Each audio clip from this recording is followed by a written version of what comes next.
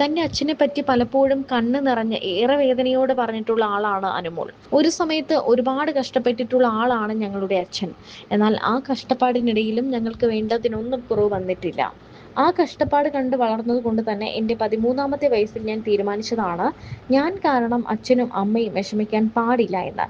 ഞങ്ങൾക്ക് വേണ്ടി കഷ്ടപ്പെടാനും പാടില്ല. താൻ ഇന്ന് കാണുന്ന നിലയിലേക്ക് എത്താൻ കാരണം അതുതന്നെയാണ്.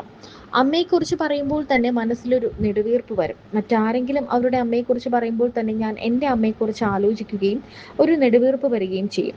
അമ്മ എന്ന് കേൾക്കുമ്പോൾ എനിക്ക് സന്തോഷവും വരും, സങ്കടവും വരും.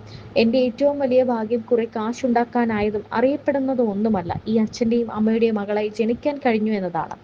എവിടെ പോയാലും നീ കഴിച്ചോ, നീ ഓക്കെ ആണോ എന്ന് ചോദിക്കുന്ന രണ്ടേ രണ്ട് ആൾ മാത്രമേ ലോകത്തുള്ളൂ, അത് അച്ഛനും അമ്മയുമാണ്.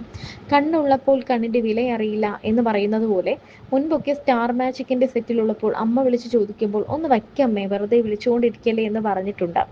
അതൊക്കെ ആലോചിക്കുമ്പോൾ ഇപ്പോൾ വിഷമം തോന്നും. ഇപ്പോൾ ഞാൻ സുഹൃത്തുക്കളോടൊക്കെ പറയും അങ്ങനെയൊന്നും പറയരുതേ എന്ന്.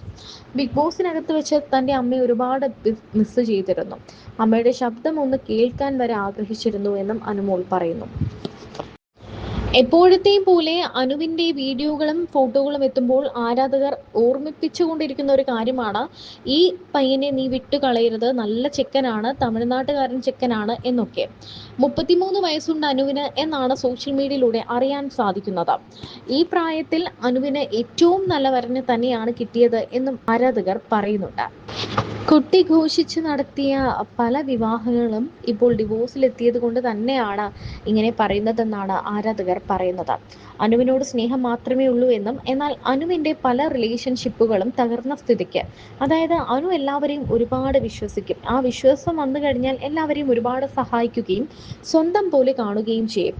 അപ്പോൾ അവിടെ സംഭവിക്കുന്നത്, അനുവിൻ്റെ പല റിലേഷൻഷിപ്പും ഇപ്പോൾ ജീവനുമായി വലിയ അടുപ്പവും പ്രണയവും ഒക്കെ ആയിരുന്നു അനുവിനെന്നാണ് നമുക്കറിയാൻ കഴിഞ്ഞിട്ടുള്ളത്.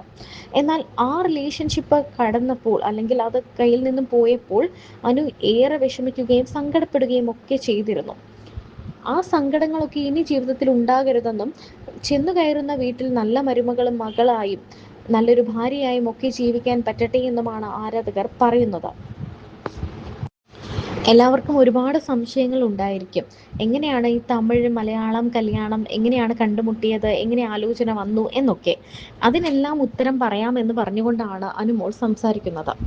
ഭുവനേഷിന്റെ പ്രൊഫഷനെ കുറിച്ച് സോഷ്യൽ മീഡിയയിൽ വലിയ പ്രചാരണങ്ങൾ നടക്കുന്നുണ്ടെന്നും, നടനാണോ അതോ മറ്റ് എന്തെങ്കിലും മേഖലയാണോ എന്നുള്ളത് വഴിയെ വ്ലോഗിലൂടെ വ്യക്തമാക്കുമെന്നും അനുമോൾ പറഞ്ഞു.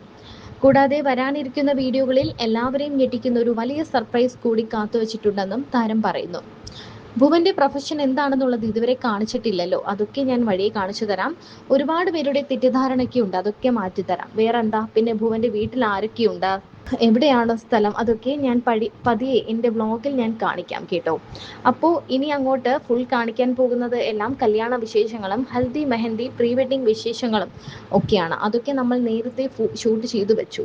അതുകൂടാതെ വേറൊരു സർപ്രൈസും കൂടി ഇതിൻ്റെ കൂടെയുണ്ട്. അത് ചിലപ്പോൾ ഇത് കേൾക്കുമ്പോൾ പെട്ടെന്ന് നിങ്ങൾക്ക് ഷോക്കാകും. ഭുവന് എന്തായാലും എല്ലാം സിമ്പിളായിട്ട് നടത്തണം എന്നായിരുന്നു ആഗ്രഹം.